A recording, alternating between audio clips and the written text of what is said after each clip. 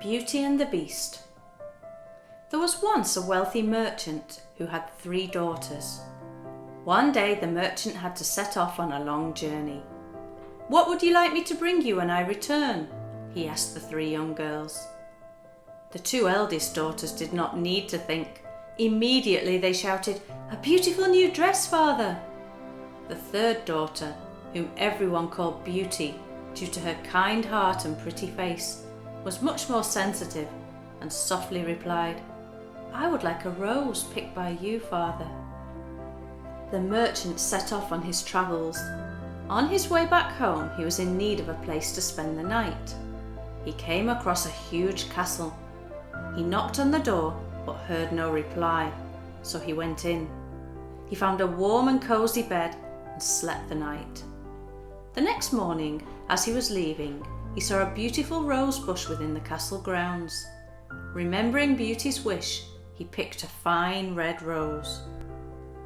The next moment, the merchant heard a rustling coming from behind the rose bush, and suddenly a large, frightful-looking beast stepped out and roared at him. "How dare you take flowers from my garden?" he roared. "Not content with spending the night in my home uninvited, now you're stealing from me?" The merchant was afraid. He quickly began to explain to the beast about his kind-hearted daughter back at home and how he had promised to come back with a pretty rose for her. The beast decided to let the merchant go, but only if he promised to send Beauty to the castle. The merchant agreed and hurried back home. He told Beauty all about his deal with the beast. Beauty was upset, but she loved her father with all her heart, so she agreed to go. The beast was kind to Beauty. The girl was given the finest room in the palace and dined on the most exquisite food in the castle's grand dining hall.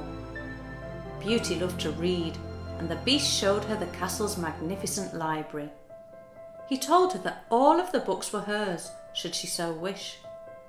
Beauty would often spend her days curled up in a cosy armchair reading a book, with the beast sitting by her side.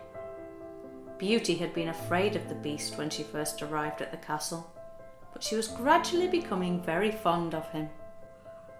"Marry me, Beauty, please," said the beast one day, when the 2 of them were sitting together in the library. Beauty was still a little scared of the beast's frightful appearance. "I'm sorry," she told him sadly, shaking her head. The beast was upset by Beauty's rejection, but continued to treat her with as much kindness and affection as he had before. One day, he came across Beauty out in the castle gardens. She was looking at the rose bushes and sobbing. "Beauty," he said gently, "whatever is the matter?" "I miss my father and my sisters," replied Beauty tearfully. "Then let me show you something," said the beast. He took Beauty into a dressing room. Lying on a little table was a hand-held mirror. The beast picked it up and passed it to Beauty. "Here," he said, "whenever you look into this mirror, you will see your family." Beauty took the mirror from the beast.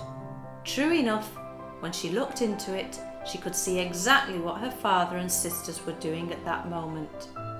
Beauty felt closer to them, but she also felt sadness at not being able to be there with them.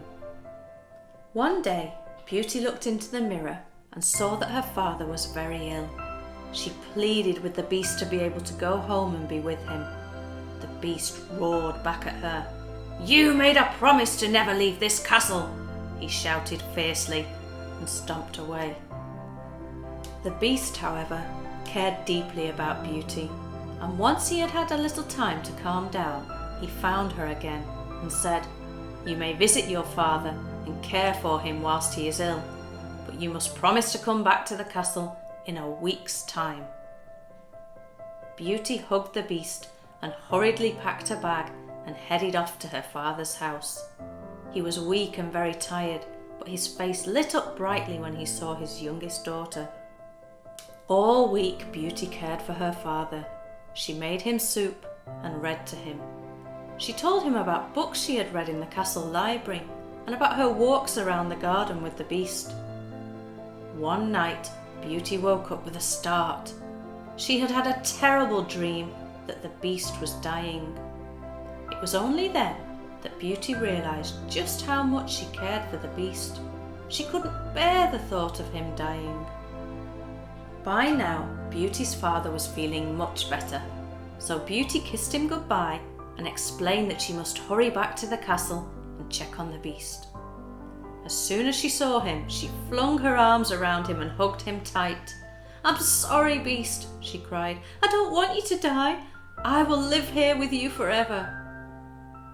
All at once, the Beast began to change into a handsome prince. Beauty could not believe it. The Beast began to speak. "Dearest Beauty," he explained, "I have been living under a curse for several years. The only thing that could break my curse was for somebody to fall in love with me. I turned bitter and miserable. It seemed impossible that anyone could ever love me with such a beastly appearance. But then you came along, and I am now cured of that ghastly curse because of you. You have shown that you truly love me." Beauty hugged the Beast as tightly as she could. She had never been happier. The two of them were married and lived happily ever after in the great castle.